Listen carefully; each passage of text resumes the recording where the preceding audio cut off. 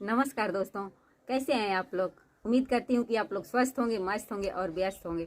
दोस्तों, आज हमारी देवरानी आप लोगों को बहुत ही मज़ेदार गीत सुनाने जा रही हूँ, तो वीडियो को लाइक ज़रूर कीजिएगा और अपने दोस्तों के साथ भी शेयर कीजिएगा ताकि वो भी इसका आनंद उठा सकें।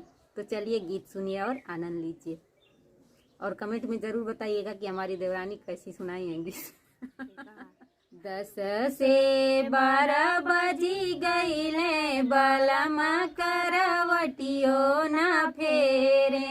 10 से 12 बजी गईले बलम करवटियो न फेरे। सोने की थाली में जेवना परोसली, सोने की थाली में जेवना परोसली। 12 से 2 बजी गईले बलम मोर जेवनो ना जेवे। 12 से 2 बजी गईले बलम मोर जेवनो ना जेवे। 10 से 12 बजी गईले बलम करवटियो ना फेरे। 10 से 12 बजी गईले बलम करवटियो न फेरे।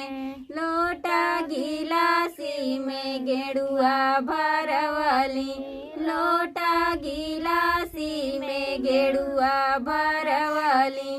12 से 2 बजी गईले बलम मोर गेड़ुओ न पिए। 12 से 2 बजी गईले बलम मोर गेड़ुओ न पिए। 10 से 12 बजी गईले बलम करवटियो न फेरे। 10 से 12 बजी गईले बलम करवटियो न फेरे।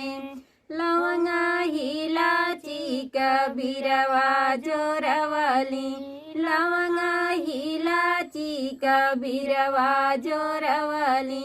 12 से 2 बजी गईले बलम मोर बिरओ ना कूचे। 12 से 2 बजी गईले बलम मोर बिरओ ना कूचे। 10 से 12 बजी गईले बलम करवटियो न फेरे। 10 से 12 बजी गईले बलम करवटियो न फेरे। फूल हजारी कसे जल गवली, फूल हजारी कसे जल गवली। 12 से 2 बजी गईले बलम मोर से जियो ना सोवे।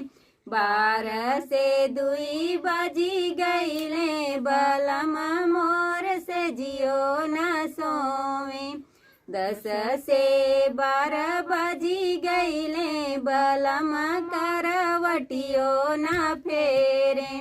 10 से 12 बजी गईले बलम करवटियो न फेरे। तो दोस्तों, गीत कैसी लगी कमेंट में जरूर बताइएगा। फिर मिलते हैं अगले गीत में, तब तक के लिए बाय बाय।